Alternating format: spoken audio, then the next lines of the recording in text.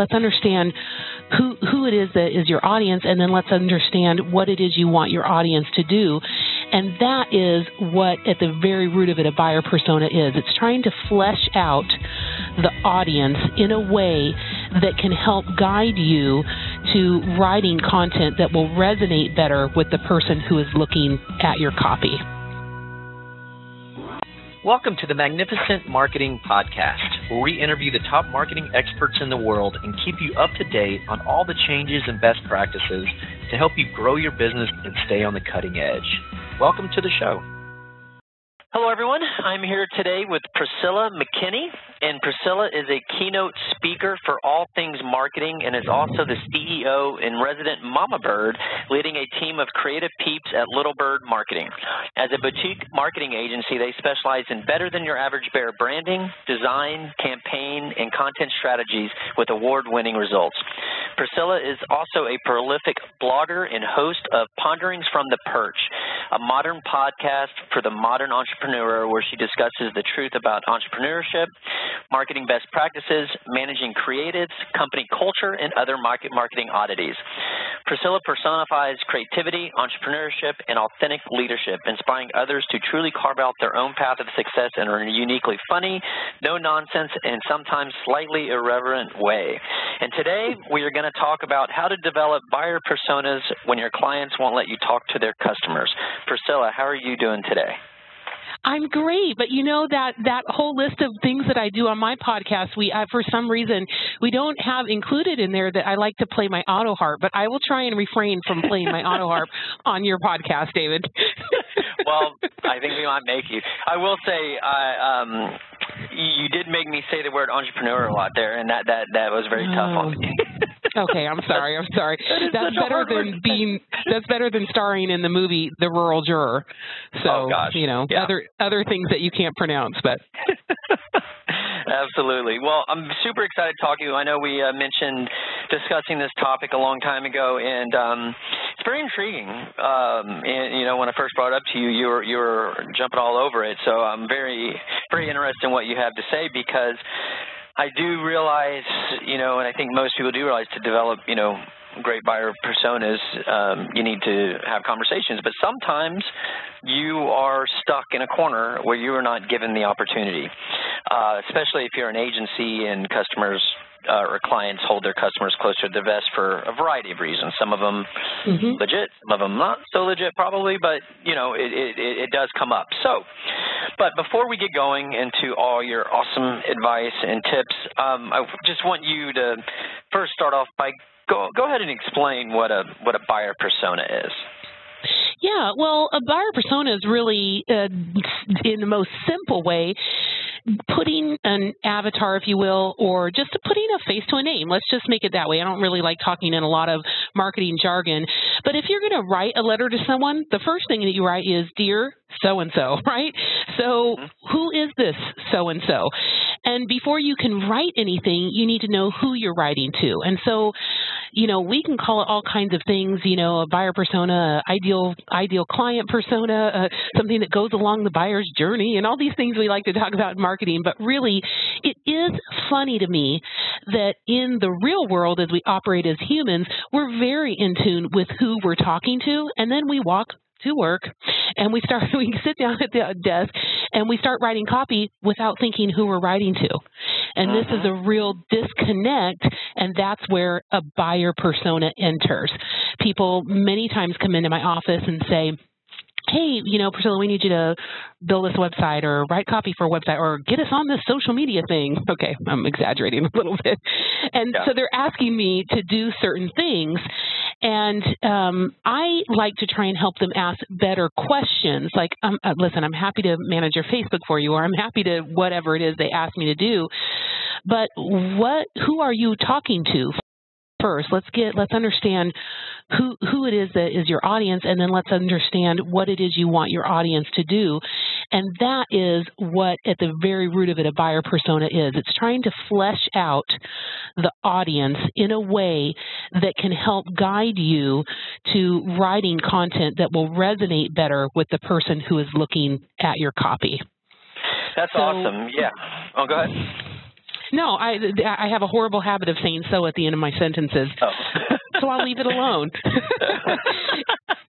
You can see from there, I just love taking apart these kind of, marketing terms and saying, look, it's really not that difficult. In the past, people talked about demographic information, like it's a male, it's a female, it's this age, it's that. Yes, personas, I guess, is that. But often that information is too broad. So for the intents and purposes of today, you and I speaking, when you ask me what is a buyer persona or an ideal client persona, let's say that let's get more specific, and not even more specific like, oh, they are 42. I don't mean that kind of specific.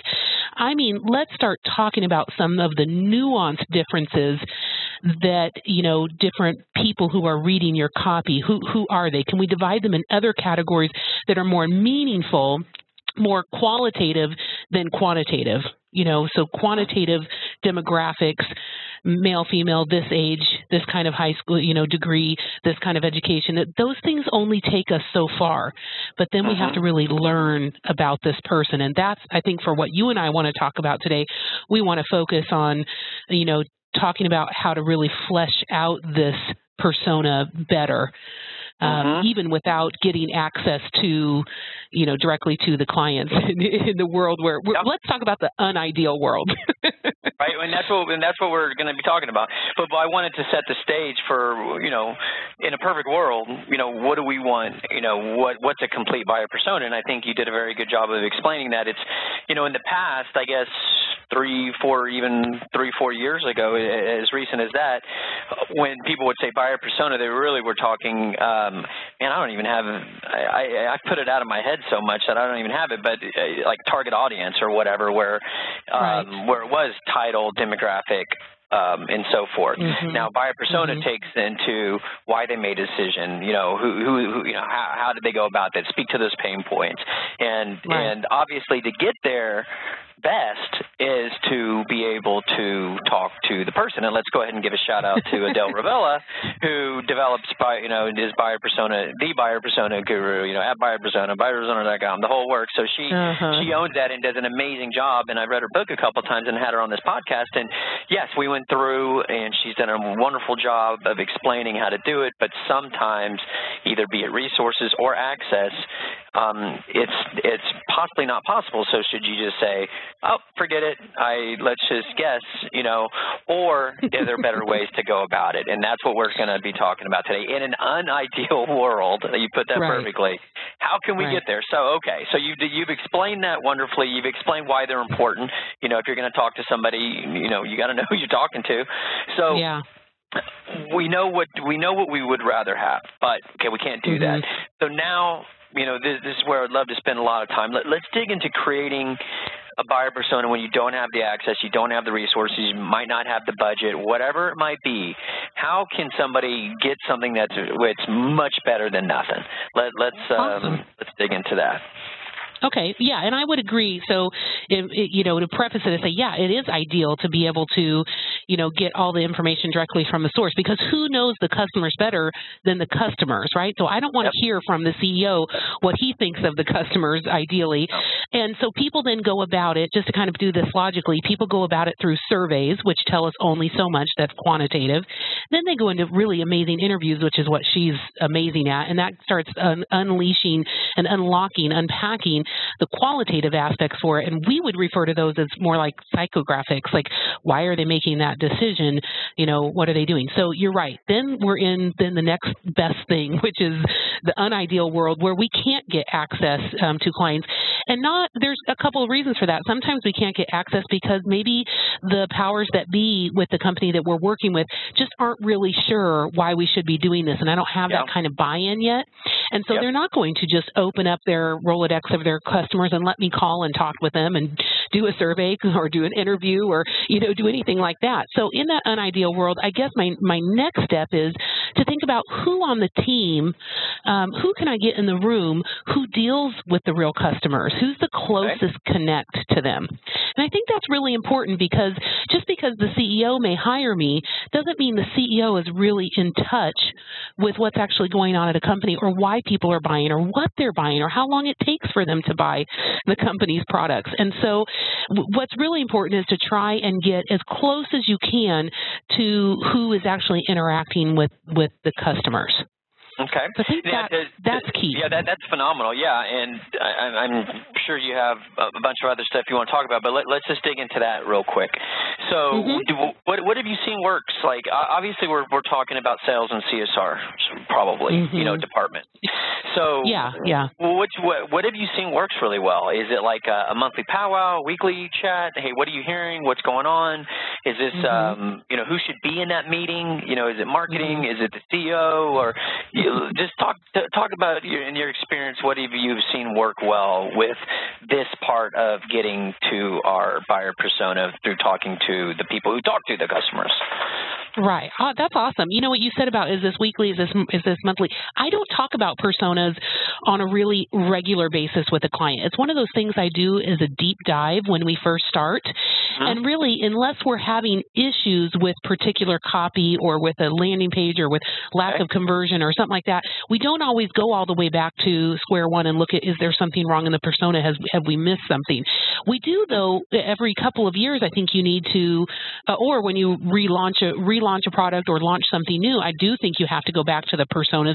But to me, the personas aren't an everyday thing in terms of reviewing them. They are an everyday thing, as in when I'm about to sit down and write social copy, even as simple as a tweet, I look at two things in front of me: the client's persona and their approved list of hashtags. I don't write anything without looking at that first. But, so to me, it becomes something that we do as a deep dive initially. But then I go on autopilot with it, not meaning autopilot I don't think about it again. Autopilot as I trust what we've done, and it is a foundational piece of everything I do from there on out. No, you're right. I mean, no, I hear you. I was just throwing that out there. But yeah, you're right. I've never heard anybody who says they have buyer persona reviews every single month or anything like that. It's a deep dive at the beginning or at the beginning of any new launch or whatnot. So that's great. Right. So it's about just getting it taken care of up front. So, but let's talk about that. Getting utilizing the conversation part of building, getting to where we want to get here. Definitely. In that meeting, why don't you talk about that? Well, you asked who should be in that meeting, and you asked, should it be marketing and should it be salespeople? And I say yes and yes. And I think this is the problem when we don't include people in the demographic information and in the persona development.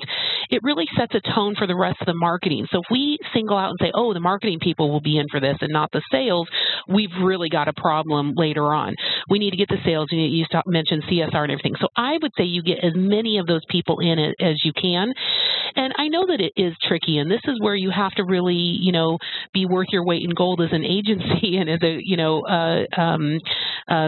people manager.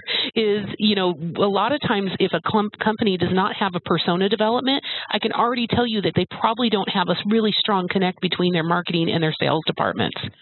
Because if they had already been connected, they would have already seen that they have a problem. Like, oh, that's interesting. You're not, the marketing people are not talking to the same people we're actually talking to in sales. And that's really kind of uncovers the real reason why we need personas so heavily, is because in most companies, there's a strong disconnect between marketing and sales. So my short answer is, who's in that room? Absolutely as many marketing people as you can get, as many sales people. I don't find it very helpful to bring in high C-level people unless they really are in the trenches, because I find that if they're in the room, other people shut up. And it's really the other people that I need to start talking to get really good persona. That's a great pointer. Yeah. So when you get them to start talking, what kind of questions are you what kind of questions are you asking them, and what kind of information are you drawing out, strategically? Well, first of all, I try and do some, I am horrible at sports references, but what do you call it? Some softballs. I try and throw something out there that's really easy. Softballs, that's right. Okay, so I really should stop even trying to use sports references. You just nailed it. You knocked it out of the park. Okay, cool. Oh, thanks. Touchdown. So anyway, I start with a few things and kind of get them to loosen up a little bit with the simple, silly demographics. What's their demographic information? What's their job? What's their level of seniority?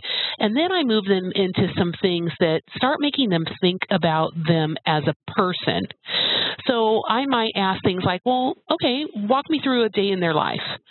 And inevitably, they'll start talking with me about, oh, well, the things they do in work life. And I'm like, wait, let's go back a little bit. Before this person got to the office, what were they doing? And I start just introducing without saying directly, this person is a person, because if I do that, I think it shocks their system and then they think, oh, I've got to, they just start going down a weird path. But if I just kind of bring it to them gently and go, well, no, just tell me how did they get up? Are they very disciplined?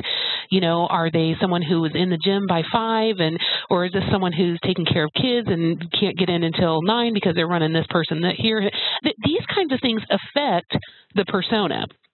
And so the simple things like that, like making them see a full day of this person's life, starts getting them to, think about them and ask more qualitative questions. So I think that's kind of my first little psychological move to get them into thinking that way. My favorite all-time question to ask is, what is keeping this person up at night? Yeah.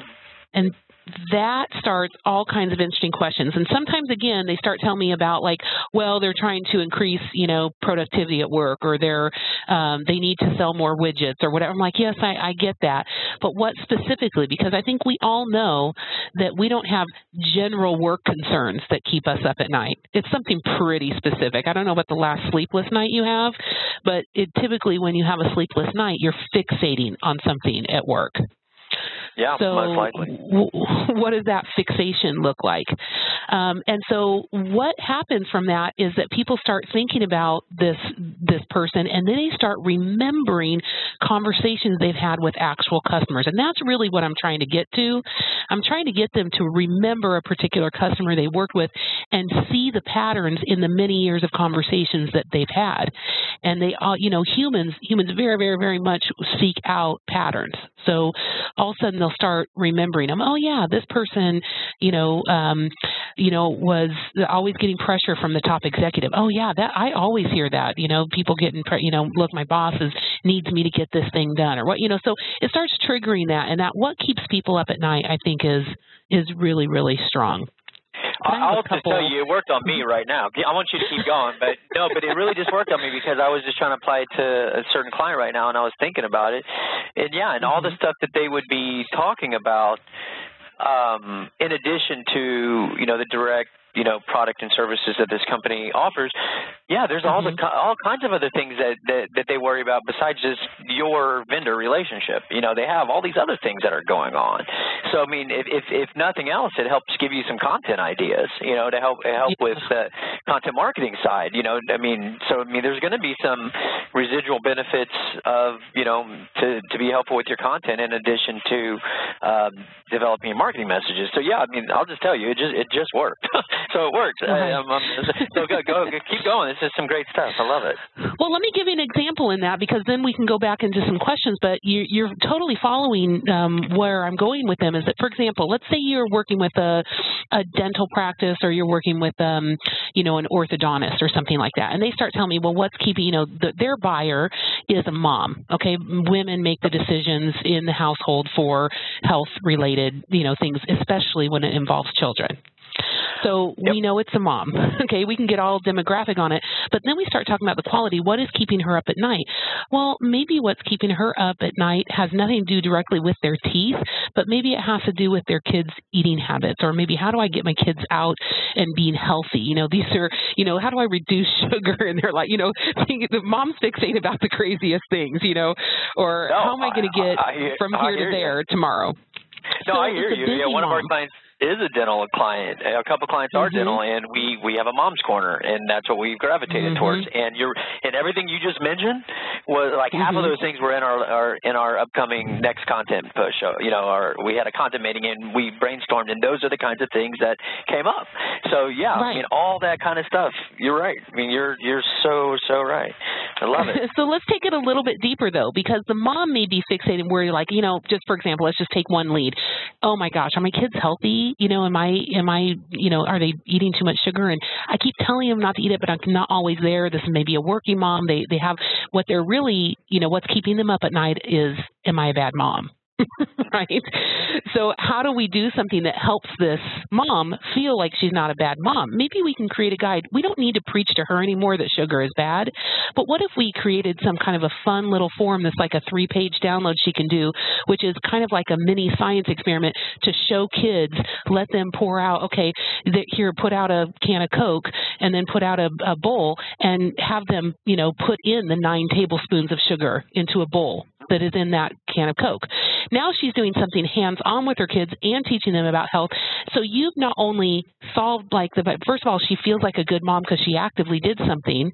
And then secondly, she's actually is doing something, for their health. And all moms feel better when we actually do something with our kids, whether it's get out and play or actually show them something, but it's something that's interactive. And so you solve that problem. And then you're like, once you have built rapport with her and shown her that you've done your homework and that you care about her in a general life, she's more likely to be like, see, that orthodontist is very trustworthy, wow, they really care about me and my family. I mean, this, they didn't have to do this. That's the kind of feeling you want. So that's where we're getting with that.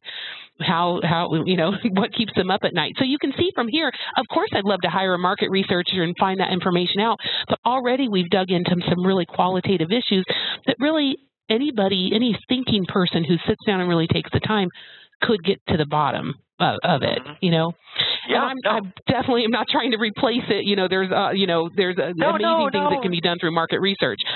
No, yeah, absolutely. No, we've talked about. I mean, there's people. I've talked about it, and 100,000 people have talked about how to build, direct buyer personas. What we're talking about is how to do it when you're limited, and that's absolutely. So. Yeah, let's not make any excuses for what we're trying to accomplish here, because I promise you, it exists. It exists with resources. It exists with timing. It just exists. A lot of people don't have $8,000 or $9,000 to invest, or $5,000 to invest in buyer persona research correctly. Right. But I will say, if you do have the money, do it. Okay, do it. It'll pay off its weight in gold. But if you don't, that's what. So again, I'm not making any apologies. You don't make any apologies. We're actually going to be helping a ton of people that are in this situation, which is probably the majority of people. So keep going if you got more on the questioning. Yeah, I've got plenty more. So I always ask about what a simple thing where I kind of start again with the softball is saying, okay, well, what problems does your actual ideal client have that your company solves? Everybody can get back into this conversation. I kind of try and bring it back and forth because to me, like I said, I'm managing people in this room, trying to get them to not get all, touchy-feely because some of them will weird out on me, but trying to say I have to constantly kind of keep bringing it back to their product and service. So I think that's a pretty easy one. I don't need to explain that. People, it helps their life. It makes things easier. It's all more profitability, whatever that is. But where I go next is I talk about the kinds of traits that this persona values most. So let's kind of go back in the case of this mom. A lot of people will say to me, people value honesty. They'll throw out these just real, obvious answers to me. Total platitude. And so then I really try and dig with that. Well, for example, this mom, a trait that she values most, is, of course she values honesty, but she values, time efficiency. Okay. Please don't freaking waste my time, So when we think about that, we think about how short do we make, a blog post. Now, you may have the opposite. You may have some clients that you're working with, something they value. If you're working maybe in a tech company, maybe they value, written proof and a lot of data to back up. What traits do they look for? Like someone who always backs up their data and sources it. Okay, well, that's a very different persona. And so those kinds of things begin to inform how long should our blog post be? How, quick and down and dirty? Do they value, people who say things eloquently, or do they value people who just get in and get out? And that starts kind of giving us some indications about a little bit of the messaging, maybe the voice, the tone, the personality that the brand needs to take in order to talk to this persona. And I'm careful about that to explain this to people, because we're not trying to say, okay, you have one persona who really values, succinct, straightforward talk. Well, that doesn't mean your whole brand has to become succinct and straightforward. It means that when you are writing copy for this persona specifically, you need to be really succinct. For example, if I'm going to write to you about a blog about, taking a sabbatical out of your career, and you've already identified that, look, I'm just a high decision maker. I value people who are quick to the point. Please just give it to me straight. Then I might even write my sentence structure very staccato, peace, period, meaningfulness, period, and so then I might write the thing, consider a sabbatical. I may never put any fluff into any of those sentences. But if it's someone who values, this, more of a, please, lull me into this, type of a persona, then I'm going to write very differently. So I just want to be clear that this means that it doesn't dictate the whole brand. It just dictates how I'm going to talk when I am exclusively talking to this persona. Yeah, I mean, the buyer personas, help me if I'm wrong here. I mean, the way I look at buyer personas is where they help you are your marketing message and your content. And marketing messages means banner ads, means titles of emails that go out. It means the tone of those. It means blog titles, ad copy to get people to click. Like that kind of stuff is where this is going to make a difference. It's not going to change your branding per se, although there is going to be some shift, some of that's going to carry over. But right, I mean, we get this information, and how we apply it are those types of things, our banner ads, ad copy. Okay, good. All right. Yeah, and if it affects the whole overall brand, it will be because patterns emerged amongst the several personas that they developed. Exactly. Yeah. Cool. So I know we don't have a whole lot of time, but I'll give you maybe one or two of my other favorite ones I use. But I like to ask people where this persona goes for information. And I think this is really telltale, because it starts conversations about, like, is this someone who constantly searches online? If I have any problem, right toe doesn't feel good today. Do I Google it? Is that the kind of persona that I am? Or is this someone who only waits, to hear about it from the coworkers? So, do I get my information around the water cooler, or do I only talk with family members and reach out for that, or do I, am I the person who will pick up the phone and call a mentor for this issue, or how do people actually go about getting information? And that can inform not only the copy that we write for them, but it also can start helping us understand for different personas there are different places that we need to show up. Their eyeballs are in different places. Fantastic point. And let me throw a curveball at you. There you go with your sports analogy. Nice. Okay, so you want to have a big upfront meeting. I definitely know that there has to be people that could get a lot of, just from normal conversations with salespeople, you can get all this stuff, right? Now you get to the point of, and thank you for bringing that up, because everything I said was missing component is where do these messages go, right? Is it, do you do pay-per-click? Do you do Facebook? Do you do strong, big-time referral programs, right? Right. So that's a great point. Thanks. I missed that, and I appreciate you bringing that back around. So there's that. But my gut tells me that a lot of this stuff will be answered, and you're in this meeting, and you're this big front thing, and then you say, okay, now where did these leads come from? Where does your business come from? And there'll be crickets, because nobody asked.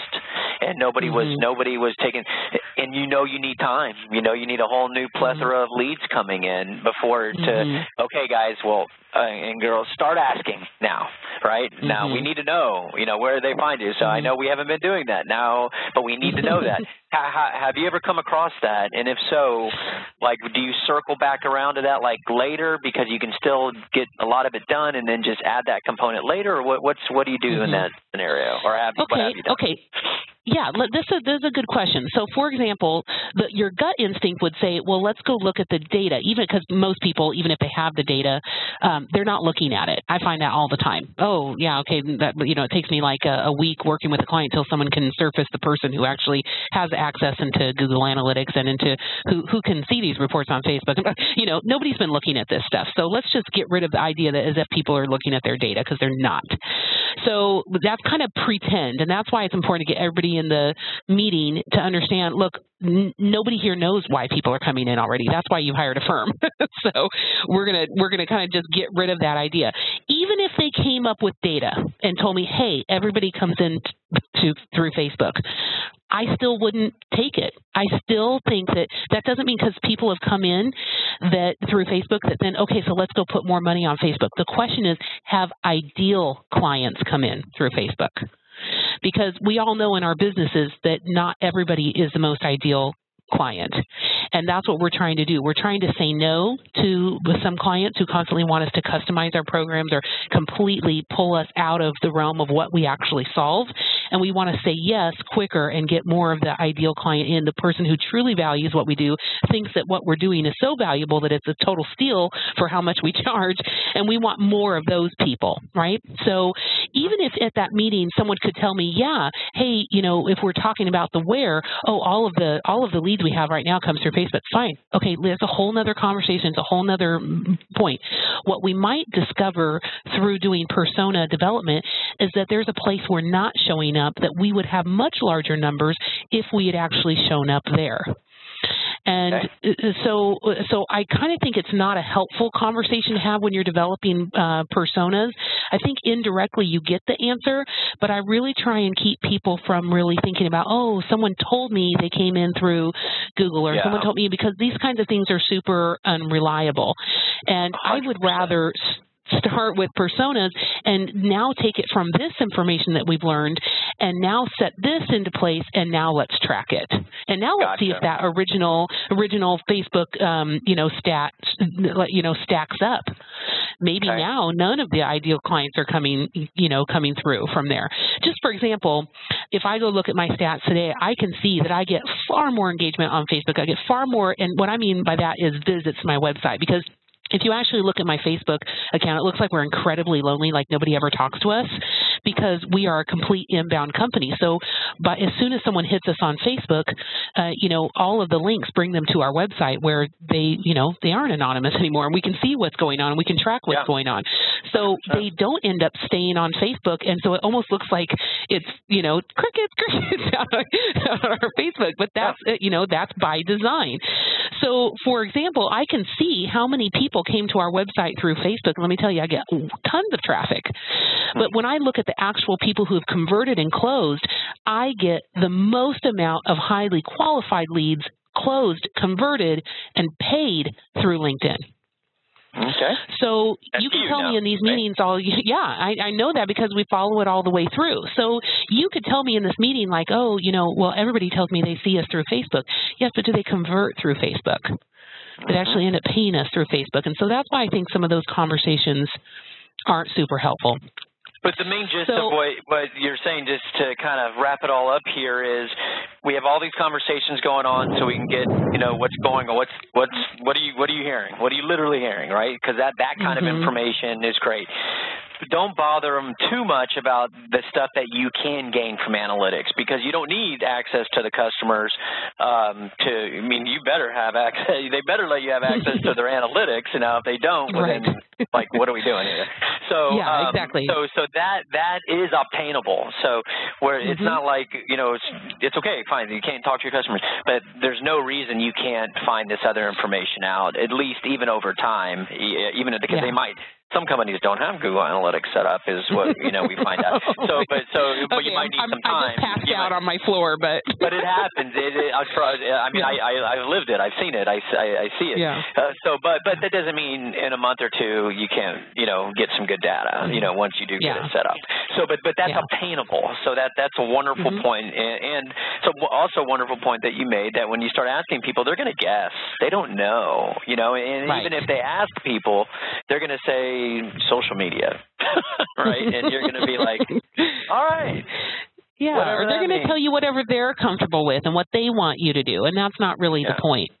Yeah. But so here's my last one that I think is a good one. I do like to ask who this person is trying to impress, and I think sometimes that helps us decide, look, do I need to make long form? Do I need to make a guide? Do I mean, all kinds of stuff. So there's a good bunch of questions here. But the last one I'll end with that I think is really great, that ends up in a very long conversation in these meetings and starts revealing a lot about more of the psychology, or what do we call the psychographics behind this persona. I always ask, what do you think your ideal client is too embarrassed to tell you? Wonderful.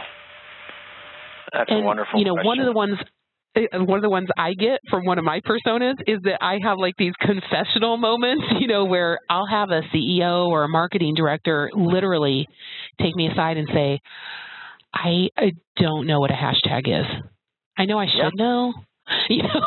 So just for example, knowing what they're too embarrassed to admit really to, a whole room of people is very, very powerful to understand then how we can write to this person, because in that case, we can do things that really serve them and kind of say things that kind of cover their butt. Do you ever have I'll be sitting down with someone and somebody will be walking up and I'm like, oh my gosh, I know that person, but I can't remember their name. Oh, this is going to be so embarrassing. This is going to be so embarrassing.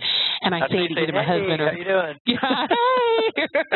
I say to the person I'm with, oh, whatever you do, ask them their name. I'm supposed to know it.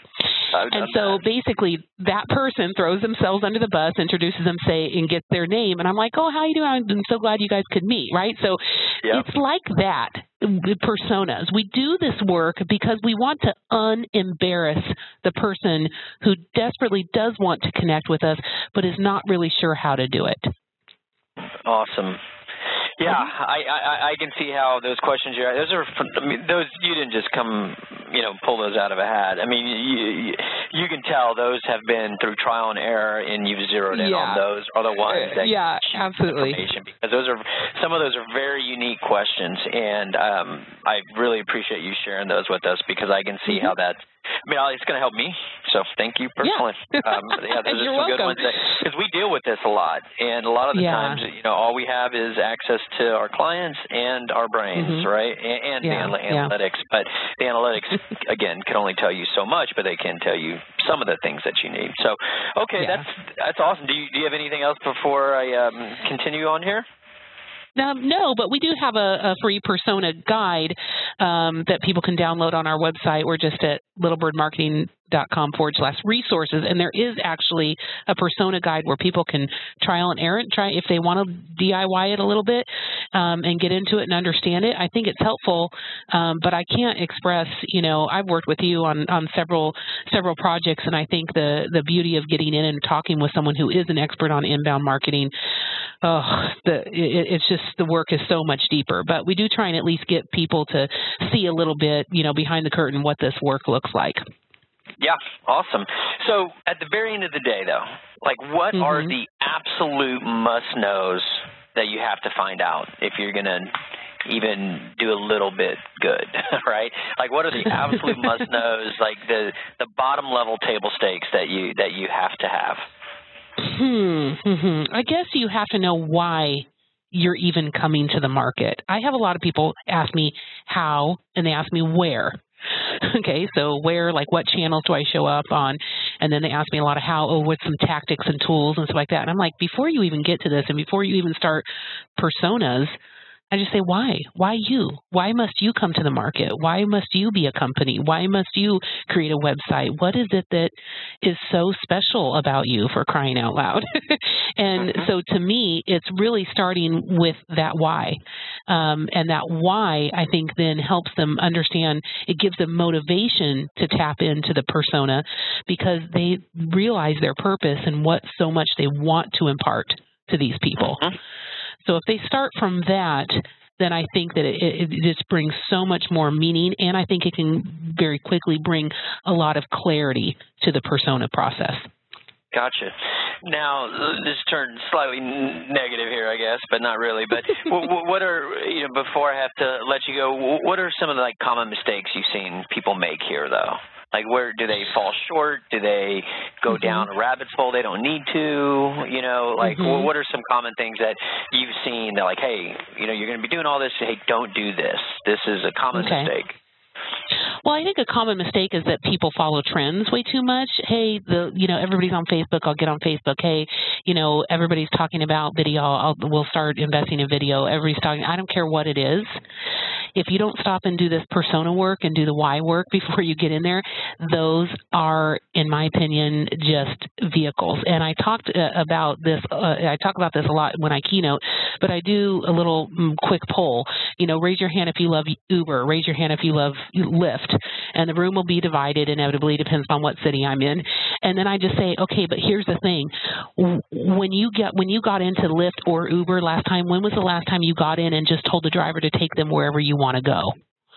And that, everybody's like, well, no, of course, you tell the driver where you want to go. Yes, but that's what we do with marketing. We decide what channel we're going to be on. And so if it's Facebook or it's LinkedIn or if it's blogging or if it, creating a video or it's on YouTube, whatever it is, and then we let that channel take us wherever it is that channel does. We don't think about that strategy from the very beginning, who our ideal customers are, and work only for them. So my biggest mistake is that people, think way too much about which channel as opposed to why, and really keep the strategy intact no matter what channel you move to. Wonderful. Awesome. All right, before I let you go, do you have any parting thoughts? No, I just freaking like you a lot, David. I think you guys do quality work, and I love talking about this stuff. We could talk about this stuff forever, but best parting thought I've ever heard. I highly recommend your work. I've seen it for so many years, and it's fun to have colleagues that we're all challenged with this, companies, especially, if we're working in small and mid-sized companies, we don't have the luxury of some of the big brands, and it's up for us then to be creative. And I think you and I share this approach of saying, let's pretend that they have no budget. What could we do? And then we work from there. And I think that's what keeps our work meaningful. Yeah, and it's a challenge. It is a challenge, but it's a challenge that we're working through, and every day we get more clarity and better because I think both of us want to be able to bring big marketing solutions to small and medium-sized businesses. Of course, we both want to work with larger companies as well, but I'd say 95% of the marketplace is small and medium businesses, right? And they need help. Absolutely. And they need help more than being able to advertise on Yelp, right? And they need help. So that's what I think both of our companies strive for, and I feel like both of us do an amazing job at that, and I think both of us are continuing to learn and get better at it. So that's all you can do. And I'll dispel this mystery. I have worked for very large contracts. We've had, multi-million-dollar contracts, but I'm just telling you, it's not any different. This myth is if you have to do something different that's small or big. I go into these big companies and they don't know who has the analytics either. So, I love the idea of just these things aren't any different. You still have to go back to the basics. You still have to do this work. You still have to work hard at it. Absolutely. Awesome. Well, Priscilla, you did mention how the resource you have, but how else can people continue to learn from you? Well, I think the easiest way is to follow me on LinkedIn. Certainly, I've never been unapproachable, so anybody can email me at any time, Priscilla@littlebirdmarketing.com. I'm really a big connector, so if I can connect you with someone, I'd be happy to. People have done me a lot of favors connecting me with people, so I like to pay it forward on that. But LinkedIn probably the best way to actually reach me personally. Okay, and just for the listeners out there, let me just spell your name. It's Priscilla, and then McKinney, because you got LinkedIn is funny if you don't spell it exactly correct. Exactly. All right, well, right. awesome, Priscilla. Until next time, and I'm wishing you a wonderful week. Thanks. Happy marketing. Yes, ma'am. All right, bye-bye.